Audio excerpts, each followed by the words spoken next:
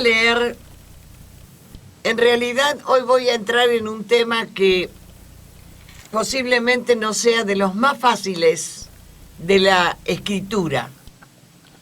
Es un tema que tiene que ver con la hora y a veces eso es lo que hace que no sea tan fácil. En el nombre de Jesús voy a comenzar leyendo algunos versículos del libro de Mateo, capítulo 24. Esto es cuando Jesús predice las señales que van a ser antes del fin. Y voy a leer del capítulo 24, el versículo 3, que dice: y estando él sentado en el monte de los olivos, los discípulos se le acercaron aparte, diciendo: dinos, ¿cuándo serán estas cosas? ¿Y qué señal habrá de tu venida y del fin del siglo? Ahora paso al versículo 13.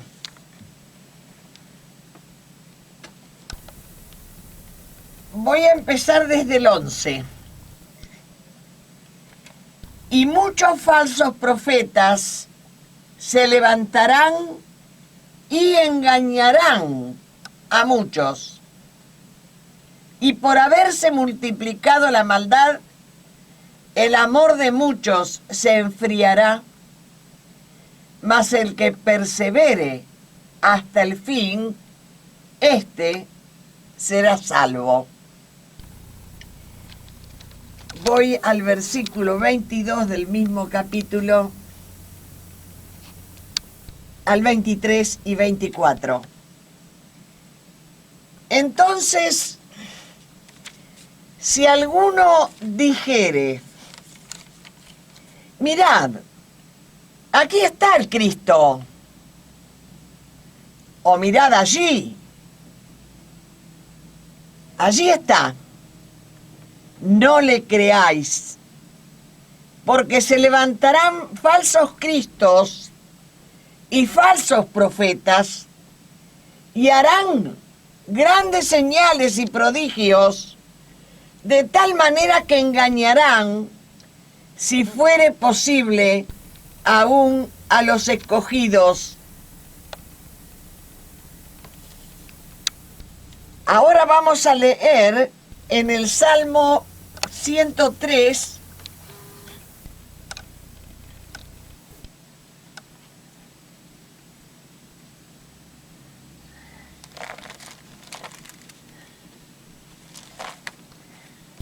Salmo 103, 19 y 20. Jehová estableció en los cielos, Jehová estableció en los cielos su trono y su reino domina sobre todos. Ángeles poderosos en fortaleza, que ejecutáis su palabra, obedeciendo a la voz de su precepto. Bendecid a Jehová vosotros todos sus ejércitos. Vuelvo a leer el 19. Jehová estableció, ¿en dónde? En los cielos. ¿Qué? Su trono. Y desde ahí su reino domina sobre todo. Vamos a ir a 2 Pedro.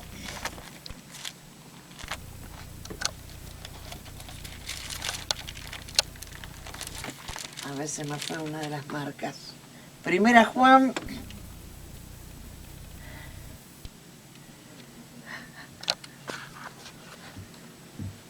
Hijitos, estoy leyendo en 1 Juan, capítulo 2, versículo 18. Hijitos, ya es el último tiempo, y según vosotros oísteis que el anticristo viene. Así ahora han surgido muchos anticristos. Por esto conocemos que es el último tiempo. Paso al versículo 22 del mismo capítulo, 22 y 23. ¿Quién es el mentiroso? Sino el que niega que Jesús es el Cristo. Este es anticristo, el que niega al Padre y al Hijo. Todo aquel que niega al Hijo tampoco tiene al Padre. El que confiesa al Hijo, ese también tiene al Padre. Y el capítulo 4, versículo 3 de 1 Juan, dice, y todo espíritu que no confiesa que Jesucristo ha venido en carne, no es de Dios, y este es el espíritu del anticristo, el cual vosotros habéis oído que viene, y que ahora, dice Juan, y que ahora ya está en el mundo. Y ahora leemos en 2 Juan, en el único capítulo que tiene Juan, en 2 Juan, versículo 7, que dice, porque muchos engañadores han salido por el mundo que no confiesan que Jesucristo ha venido en carne. Quien esto hace es el engañador y el anticristo.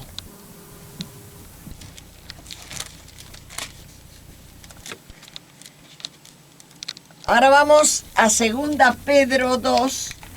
2 Pedro 2, versículos 1 y 2. Pero hubo también falsos profetas en el pueblo, como habrá entre vosotros falsos maestros, que introducirán encubiertamente herejías destructoras, y aún negarán al Señor que los rescató, trayendo sobre sí mismos destrucción repentina. Y muchos seguirán sus disoluciones, por causa de los cuales el camino de la verdad será blasfemado. Y muchos seguirán sus disoluciones, por causa de los cuales el camino de la verdad será blasfemado. En el nombre de Jesús, el anticristo no actúa a cara descubierta. El anticristo se esconde detrás de grandes poderes en la tierra. El anticristo se esconde atrás tuyo si puede. El anticristo nunca se presenta, funciona.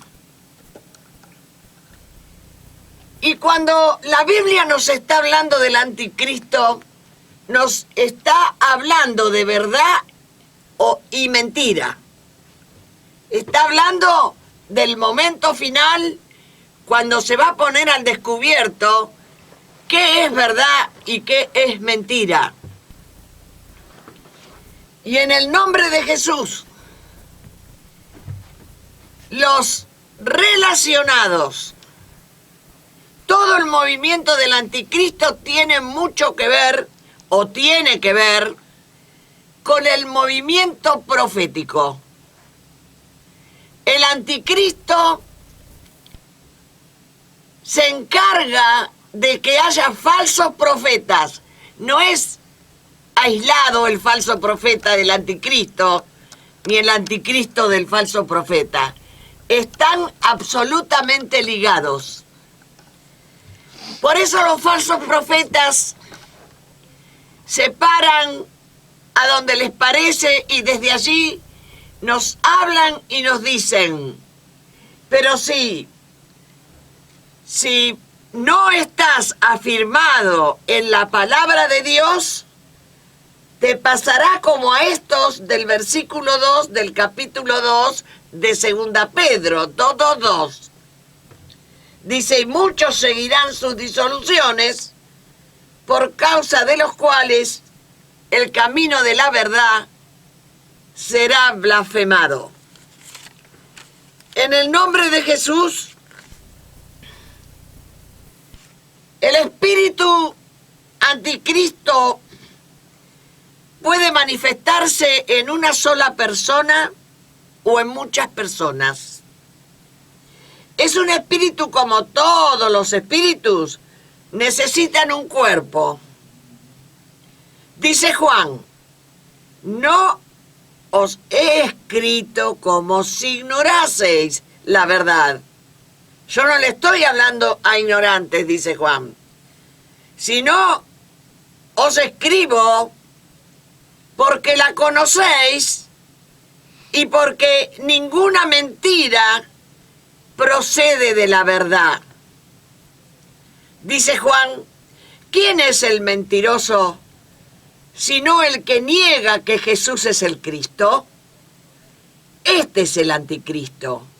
Es el que niega al Padre y al Hijo, porque todo aquel que niega al Hijo también niega al Padre. Poco tiene que ver con el Padre.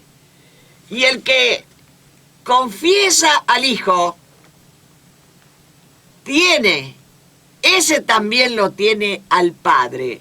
Esta es una verdad simple, parece muy simple, que no la tenemos que olvidar mientras estamos esperando al Señor. Si no manifiestan al Hijo, tampoco tienen al Padre. El problema con este espíritu, o el problema mayor, está para cuando se acerca el día del juicio y comienzan los temores, o yo diría los miedos. ¿Por qué? Porque a medida que se acerca el día del juicio, saltan informaciones en la tierra y saltan un montón de informaciones falsas que se encargan de ir aplastando tu amor hacia los demás. Porque el amor es el marcador que nos señala.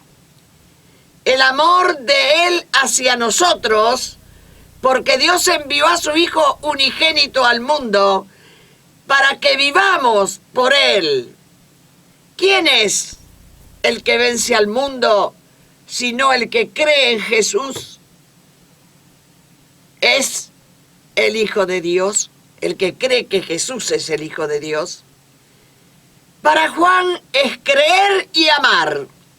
Está pidiendo el uso de toda nuestra conciencia, sea de Él como el estado óptimo para ser aceptados y recibidos por el Padre y el Hijo.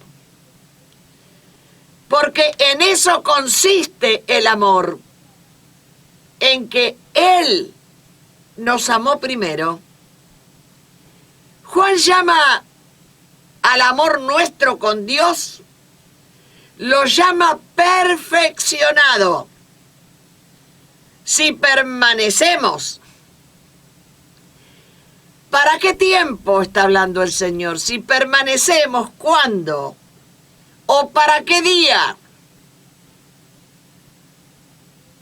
¿O para qué cosa?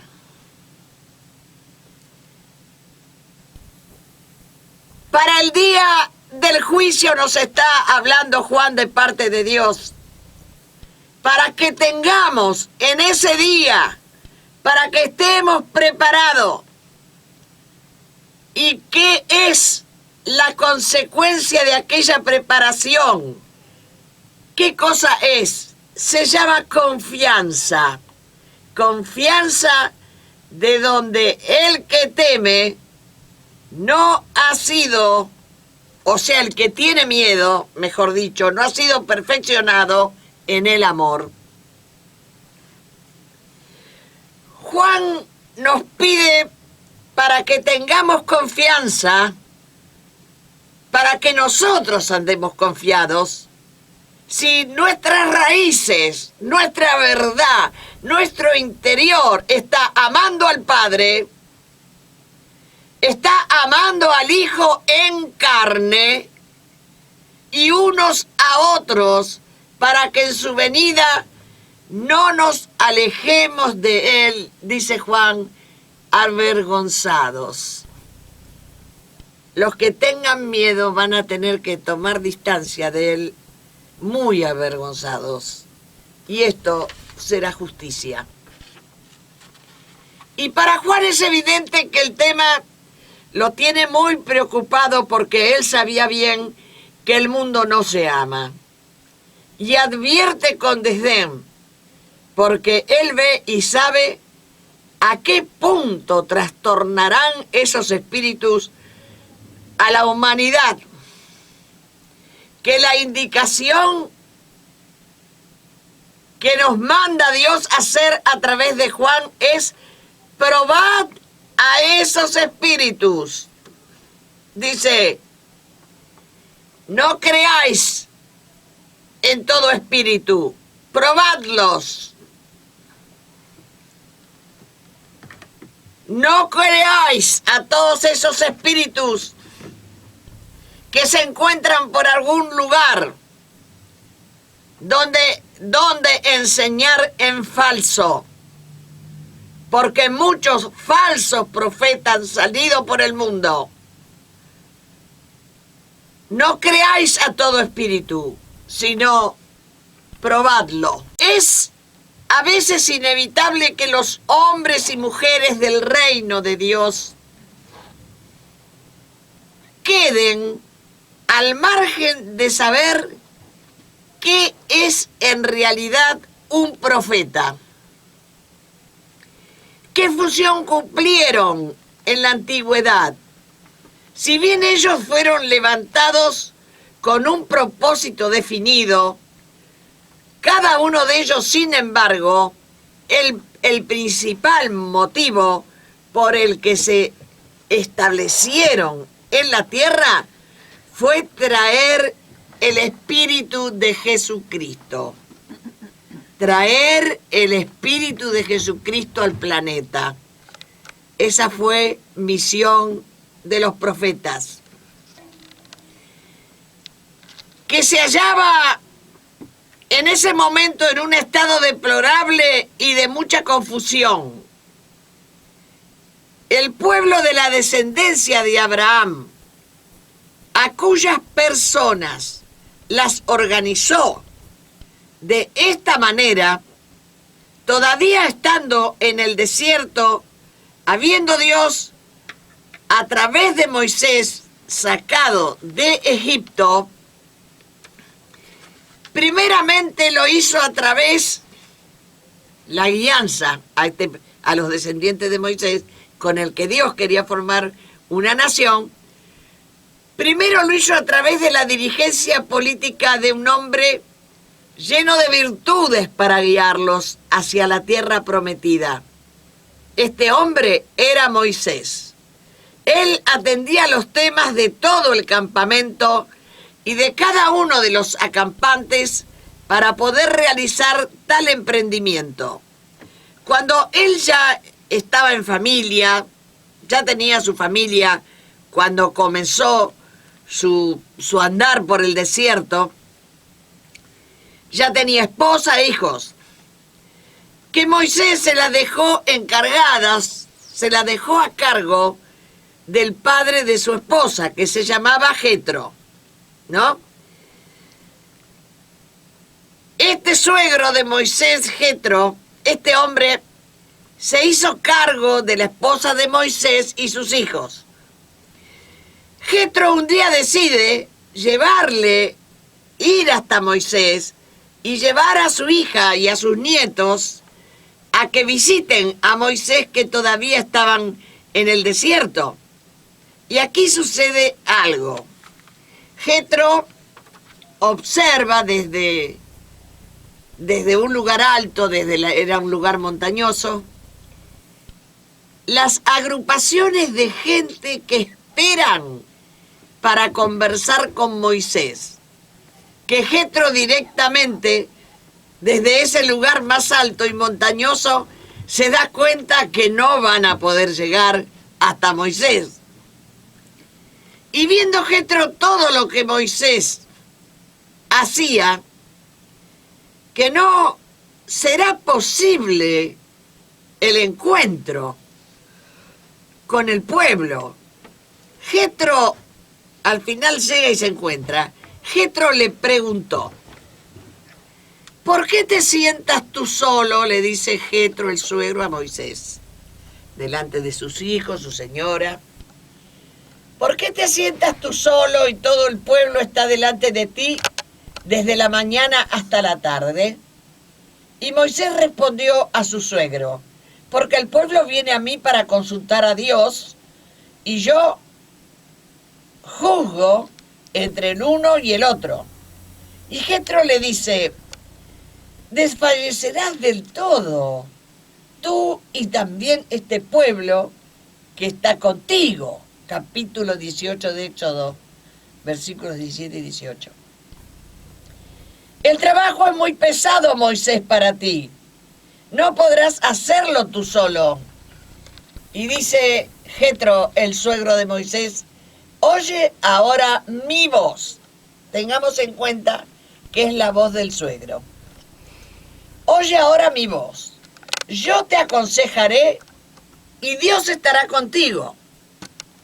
Escoge tú de entre todo el pueblo varones de virtud, temerosos de Dios, varones de verdad, que aborrezcan la avaricia, y ponlos sobre el pueblo por jefes de millares, ponlo por jefe de centenas, ponlo por jefe de 50 y ponlo por jefes de grupos de 10.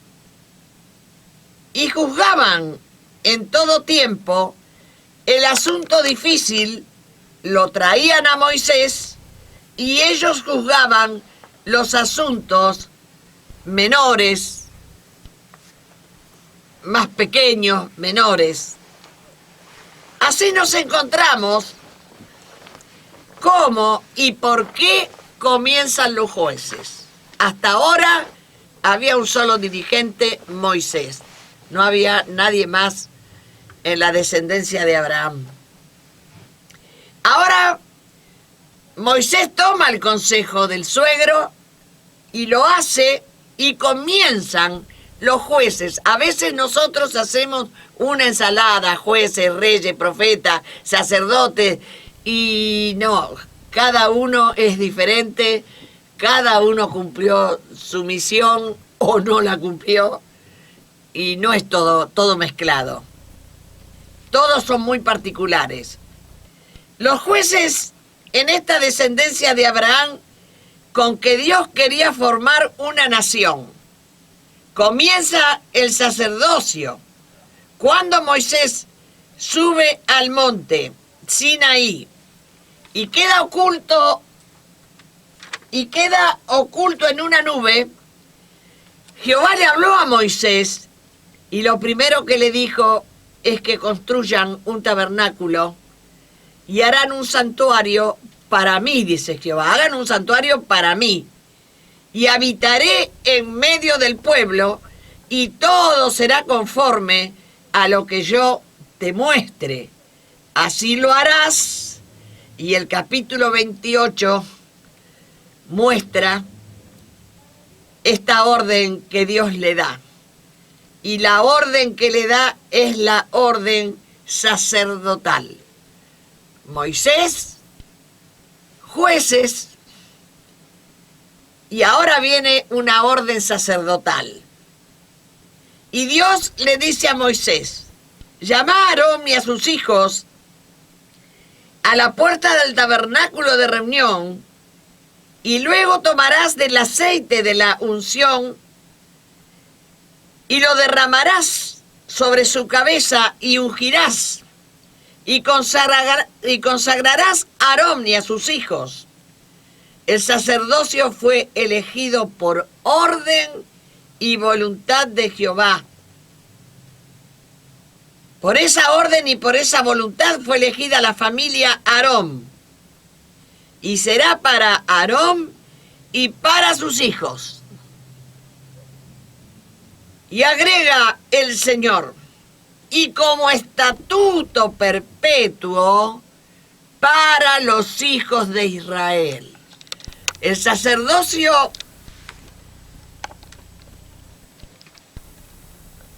va a pertenecer siempre a la familia Aarón, igual los levitas eran de la familia Aarón, para trabajos mayores y menores en el templo. Pero aquí comienza lo que no se le dijo a los jueces y sí se le dice a los sacerdotes, como estatuto perpetuo. Este sacerdocio será como estatuto perpetuo para los hijos de Israel. Aquí estamos frente a Dios, frente a dos grupos primitivos, jueces y sacerdotes. Los primeros, o sea, los jueces, fueron ayudantes de Moisés para gobernar y juzgar políticamente la nación y los temas sociales que se daban en el grupo. Los sacerdotes, para intervenir en medio o entre medio de Dios y los hombres, sobre todo en medio de ofrendas redentoras, y operaban la presencia de Dios con ellos dentro del tabernáculo. O sea, los jueces los teníamos políticamente con una actitud más de juicios, más tribunalicia. A los sacerdotes les da los temas de las ofrendas redentoras y ofrendas por las culpas y para interceder por el pueblo. Los jueces continuaron como formato de gobierno, aunque Moisés ya no estaba más en esta tierra. Los sacerdotes, en el concepto de Dios, sería el sacerdocio como estatuto perpetuo, el funcionar de ellos. Los sacerdotes era en el tabernáculo, cosa que al desaparecer el tabernáculo, que fue reemplazado por el templo, ya todo casi había perdido su sentido. Pero sacerdotes seguía habiendo.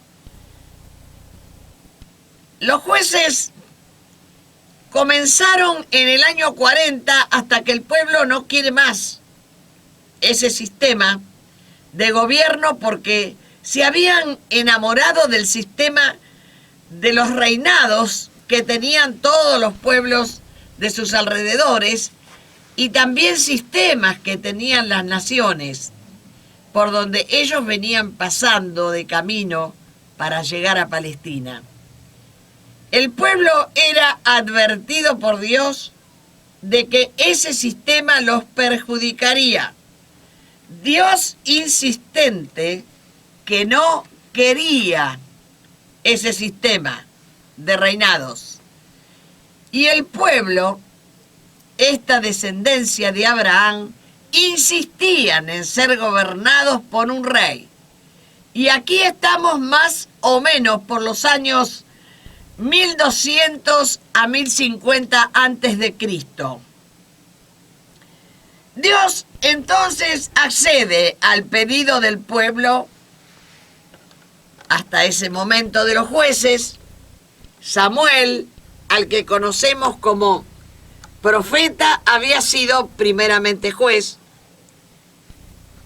Y dice, quedaron registrados en la Biblia que estos jueces, esta organización de jueces que había hecho Moisés por consejo del suegro, dice que hicieron grandes proezas, anduvieron muy bien.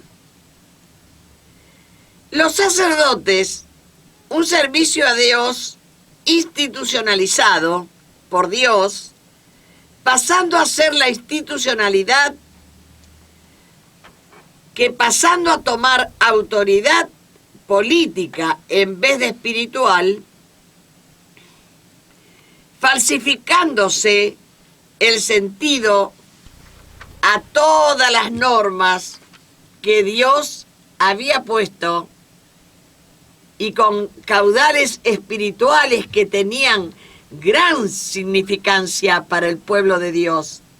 Institución indicada por Dios, pero cambiado totalmente en su significado para pasarle este sacerdocio todo el poder al Sanedrín, para pasar a ser más tribunalicia, la institución pasó a ser más tribunalicia que espiritual. Con los temas de las ofrendas y sacrificios en sus verdaderos significados, y en el 975 a.C., cuando con Jeroboam, nieto de Salomón, este nieto de Salomón, fue rey establecido, había un sacerdocio idólatra.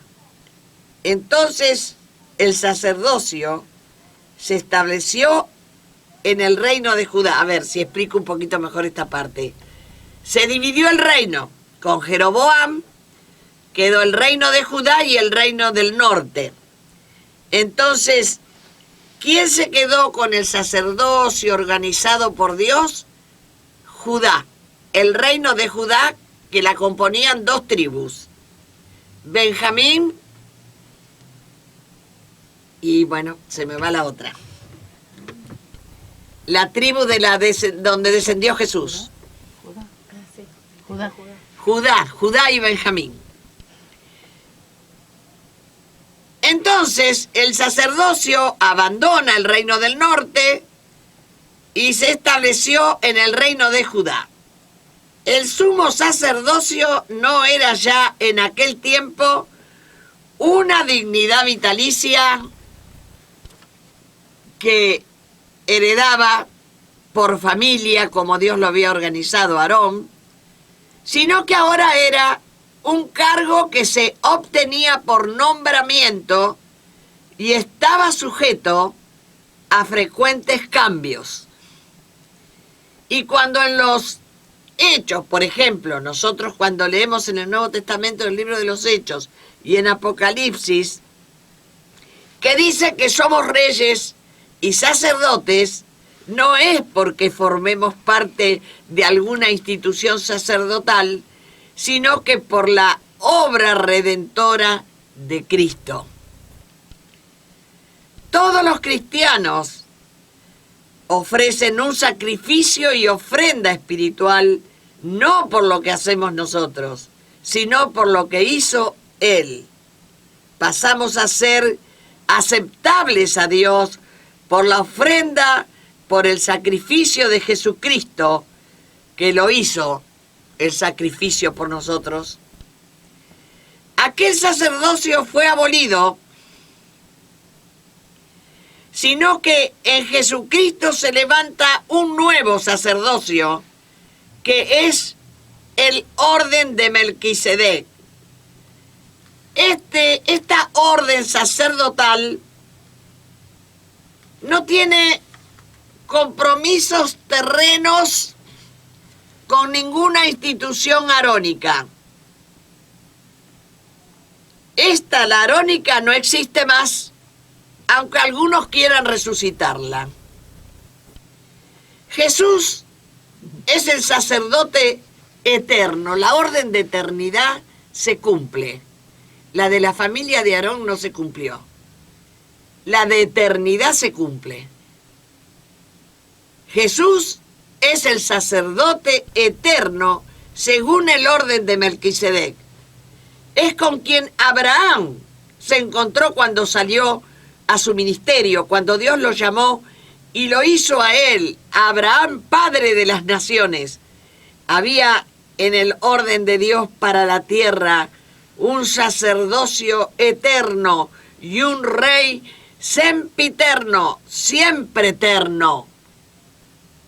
Hubo una ordenanza para el sacerdocio, eterno. Hubo una ordenanza para cuando nombró por rey a David. Vendrá un reinado siempre eterno. Aquí nos encontramos con dos cualidades que les son otorgadas a Jesucristo: sacerdote eterno y rey eterno. Todos sabemos que el tabernáculo y todo lo que en el orden de Dios sucedía adentro de él y todo lo que tenía que ver con el tabernáculo era figura y sombra de lo que llegaría un día a la tierra.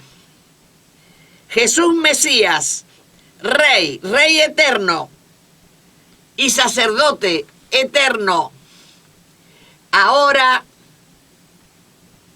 paso a hablar sobre qué tiene que ver con todo esto los profetas. Los profetas aparecen en un movimiento muy grande sobre la tierra cuando Dios les permite que tengan un rey. Bueno, ¿quieren rey? Pongan un rey. Dios trata de intervenir, pero inmediatamente Dios lo llama a Samuel y le dice que él se va a tener que hacer cargo de parte de Dios sobre estas decisiones de los reyes que el pueblo quiere poner en la tierra. Dios queda atento del tema y pone a sus profetas. ¿Con qué orden comenzaron? ¿En qué tiempos? ¿Y en qué marco de cosas? Lo primero del tema que nos preocupa es que Jesús ha dejado una advertencia muy clara sobre los falsos profetas en estos últimos tiempos. Y creo que tenemos la imperiosa necesidad de conocer las variables y concentrada actividad que tiene un profeta de verdad, o sea, al profeta que está bajo los designios del Padre Dios, para poder ver al falso profeta e identificarlo. El profeta se diferencia hasta de todos los cargos que Dios da.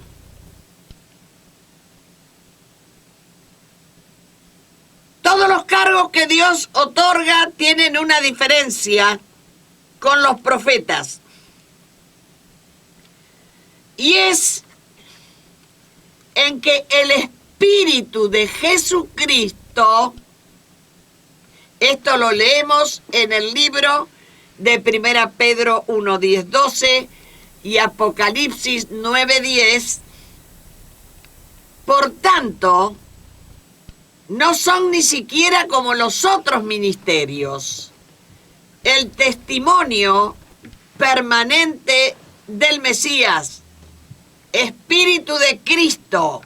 Esto hace que la comunicación con Dios el Padre y o con Dios el Hijo o con el Espíritu Santo sea una comunicación de verdad.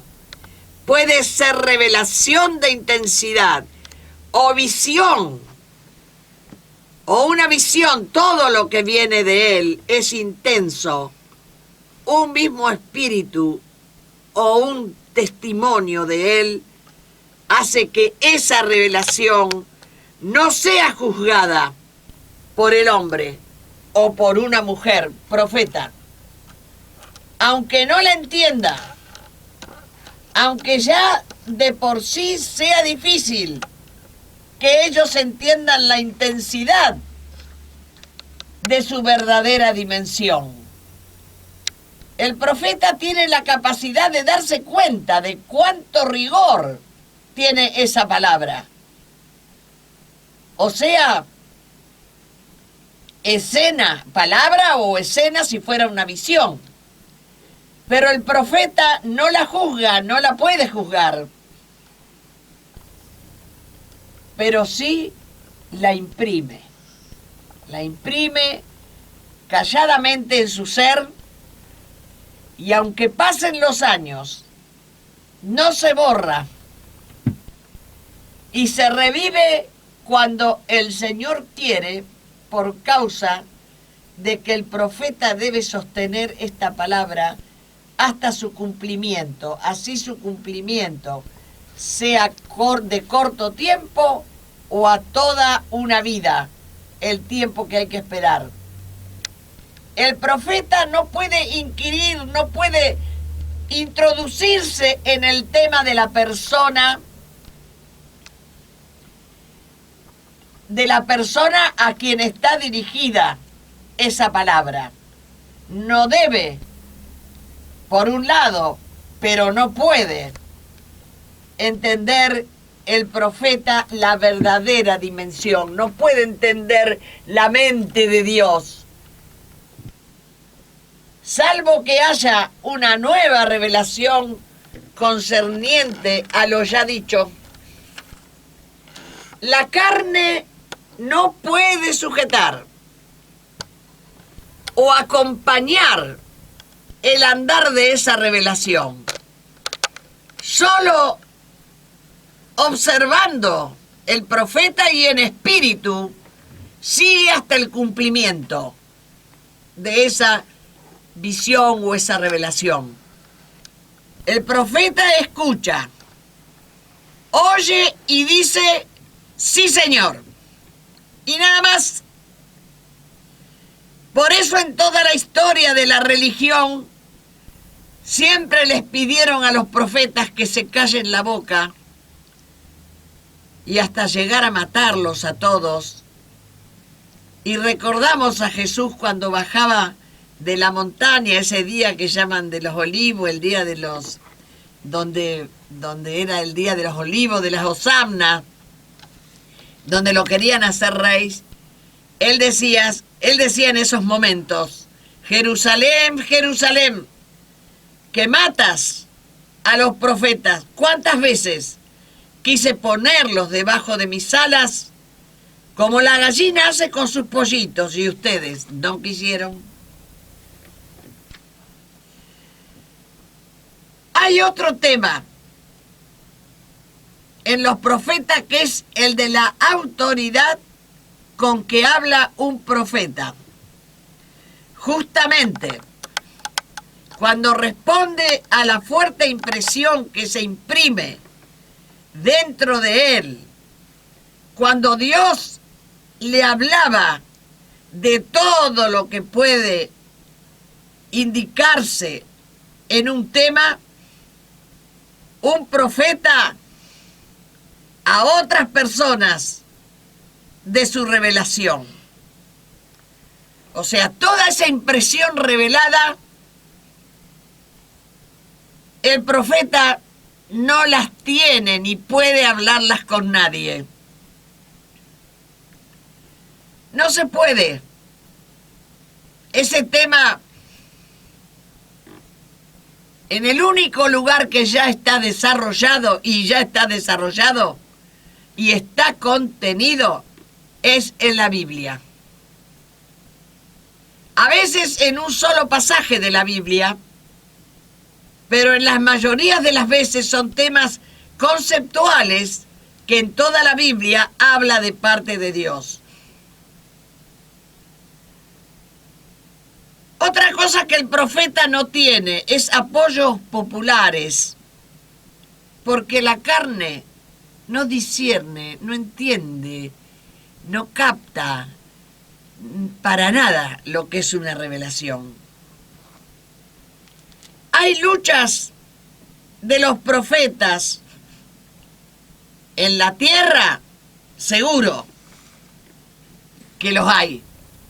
Pero hay otro tipo de luchas, como la de Jonás, por ejemplo, profeta del Antiguo Testamento, que nosotros la arreglamos fácil diciendo, bueno, pero Jonás desobedeció. Y hacemos una larga historia de desobediencia y te enseñamos a no desobedecer. Cuando no entendemos la dimensión que es o que tiene una revelación con sus efectos y sus causas, nuestras opiniones serán carnales y la revelación es un tema del espíritu y no de nuestros espíritus siquiera, sino del espíritu de Jesucristo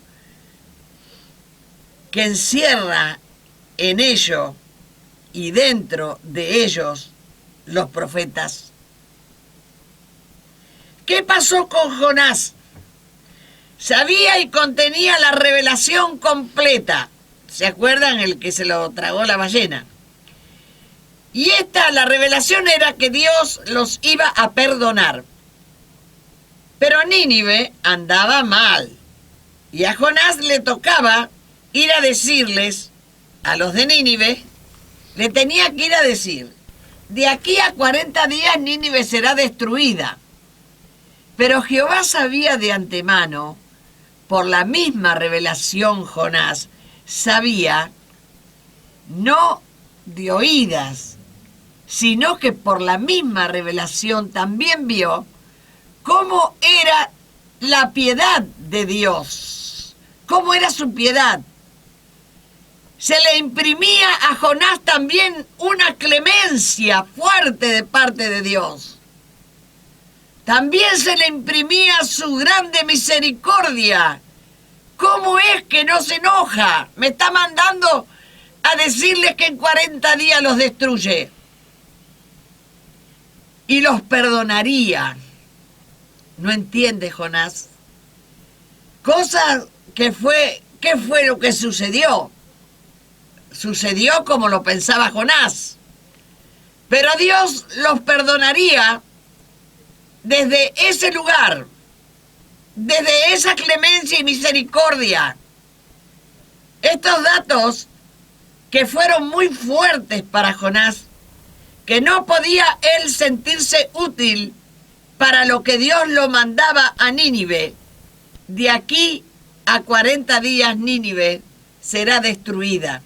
Qué fuerte ha sido esa revelación para Jonás, que se disparó y tomó un barco para otra ciudad, que viendo el gran perdón de Dios, no se imaginaba él diciendo lo que a él, Jonás, le tocaba decir. Él tenía que decir la impresión de que no quería hacer el ridículo con lo que tenía que decir. Se había encontrado con el Espíritu de Jesucristo, el perdonador, y tenía que asumirlo, y no podía. Pero Dios el Padre removió el mar y puso a una ballena que lo esté esperando y que después se encargue de llevarlo a tierra, pero no a su tierra, sino a qué tierra. ¿Dónde lo depositó la ballena? En Nínive. Y este grito ahogado del profeta, que en 40 días la ciudad sería destruida, llegó hasta el rey de Nínive. Y este rey se encarga de darle las pautas al pueblo y a los animales de Nínive para obtener el perdón de Dios. Y todo el pueblo y sus dirigentes se arrepintieron de sus malos caminos y se convirtieron a Dios. El profeta no pudo con su carne, que él mismo lo confesó, que él no se animó a decirles Nínive será destruida, cuando Dios en realidad no la iba a destruir, sino que la iba a perdonar. Estas son las luchas de los profetas, de no llegar a entender las profundidades de un Dios infinito, con amor infinito. ¿Y a cuánta cosa más? Jonás estaba acertado de lo que iba a pasar, lo sabía, pero a Jonás le tocaba solamente la primera parte de la revelación y a Dios le tocaba la segunda. Jonás no consideró los tiempos del perdonador. Posiblemente nos hubiese pasado lo mismo a nosotros si lo único que hubiésemos conocido hubiera sido la ley que condenaba y de repente en visión nos muestran a un perdonador lleno de bondades. Había que aceptar el enojo de Dios junto al amor y el perdón, dimensión no conocida en la tierra. Otro profeta, Nehemías. Después de presenciar el enojo de Dios, toma en su conocimiento de que algunos judíos habían tomado mujeres de Asdod, mujeres amonitas y moabitas, y hasta habían aprendido el idioma. Dice el profeta: reñí con ellos, los maldije y herí a algunos de ellos y les arranqué los cabellos. La ira de Nehemías no se podía contener. Se había contaminado el sacerdocio y de los levitas, y dice: los limpié de todo extranjero y puse a los sacerdotes y levitas por sus grupos, a cada uno en su servicio. Ordenó el servicio a Dios. Trabajó con todo su corazón y ordenó el orden del tabernáculo, que de todo el orden que se habían salido, esto era lo peor que podrían haber hecho. La ira del profeta Nehemías no podía ver que el orden levita sacerdotal se hubiese perdido. El orden religioso no lo toleró.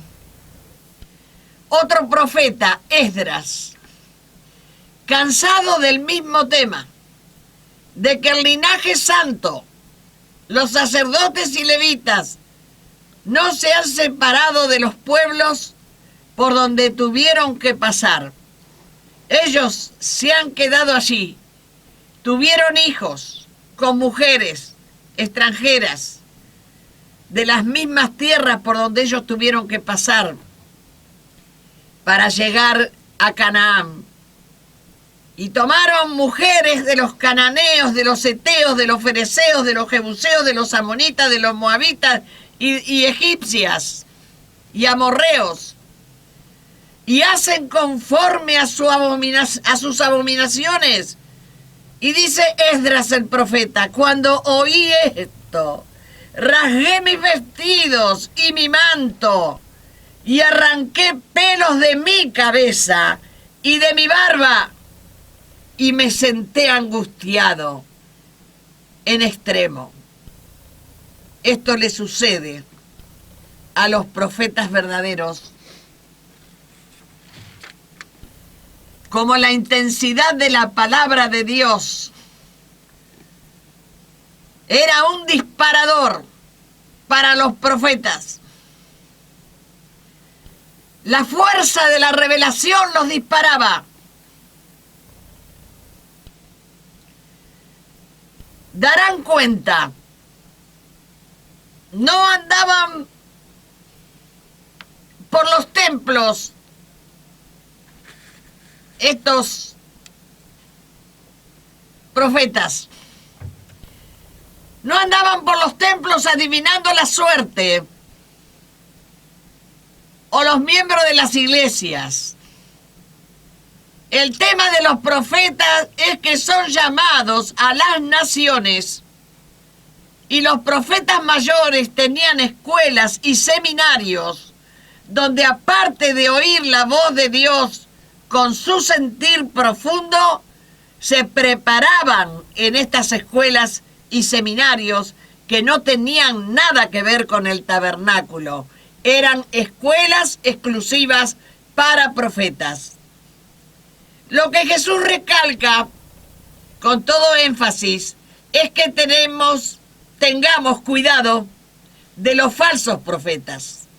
Estos falsos profetas van por las iglesias engolosinando a los creyentes con bendiciones para esta tierra. Bendiciones de una casa, bendición de un auto, bendición de ministerios victoriosos. Nada de lo que dicen ahora concuerdan con que se tuvieran que arrancar un solo pelo de su cabeza o de su barba. Más vale todos esperan la hora de la algarabía, que es la hora de escuchar a un profeta.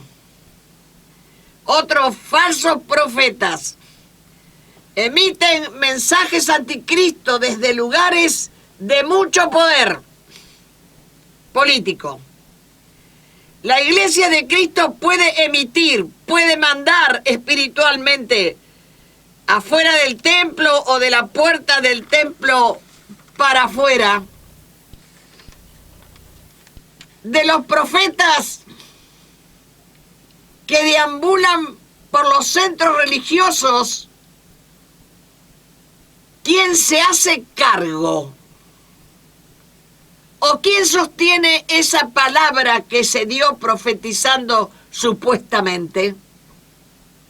Yo diría lloren los profetas, porque hay coronavirus en la tierra y son alcanzados todas las familias de la tierra y todavía no entienden y están como todo el mundo babilónico, sin saber si esto es maldición o sin saber si esto es bendición a las naciones, sin tomar parte con la desgracia que viven las familias de la tierra. Decinos palabras halagüeñas, es lo que siempre reyes, sacerdotes y en este tiempo la Iglesia de Cristo quieren hacer decir al profeta. Quieren hacer decir al profeta lo que ellos quieren. Y si no se ofenden o se enojan en este último tiempo, habrá que prepararse y ponerse ducho para escuchar palabras de sabiduría, de perdón y de justicia. Dice la Biblia que todo es por Él y para Él. No envió Dios a su Hijo al mundo para que condene al mundo, sino para que el mundo sea salvo por Él. Juan 3:17. Porque así Jehová ha elegido a Sión. Filipenses 3:2 dice que Jesús sujeta todo a sí mismo, todas las cosas. Por Él fueron creadas todas las cosas. Él es antes de todas las cosas. Por Él subsisten todas las cosas. Él tiene el poder de reconciliar todas las cosas. Todas por Él fueron hechas, todas las cosas. Todas las cosas. En todas las cosas sois enriquecidos en Él. Él todo lo sujetó debajo de sus pies. Para entender que es un profeta debemos tener bien en claro las principales características de Jesucristo. ¿Por qué? Porque ellos poseen el Espíritu de Jesucristo. Aparte de que todo lo que fue hecho fue por Él. Y para Él los profetas también fueron elegidos por Dios para Él. El profeta no fue un predicador aislado que podía hacer comentarios acerca de una palabra de Dios. El profeta, cuando recibe la palabra de Dios en una indicación especial, el profeta queda como embretado en ella y de manera de que él no tiene manera de inquirir o de interpretar lo que está diciendo. Es como que junto con la palabra que Dios les da, al mismo tiempo les pone en un brete del que no se podrán salir. Jonás quiso saltar el brete, pero no pudo. Dios, cuando comienza una cosa, la termina, y el profeta se queda sujeto a ella, tal cual Dios la manifestó, si el profeta sabe. Debe saberlo, no si lo sabe, debe saberlo, que todas las cosas son sujetas a Cristo. Él también sabe que en todo se debe sujetar a Él, a Cristo, a Dios el Padre, por causa de Cristo. Y se tendrá que ajustar no solo en palabras, sino en hechos. Por ejemplo, el profeta Oseas, Dios le entregaba una palabra que Oseas, para entenderla, debía primero casarse con una prostituta y tener hijos con ella. Esto era una convicción que de quien era una prostituta. El profeta tenía que saber bien quién era una prostituta para poder decir a manera de profecía que Israel de continuo se prostituía con otros dioses. Mensaje terrible que tuvo que dar Oseas. No solo Oseas le tocó dar un mensaje así, fuerte.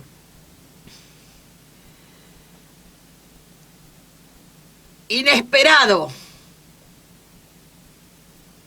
Sino que eso le tocó a todos los profetas, estos hombres y mujeres que Dios ha llamado a su servicio.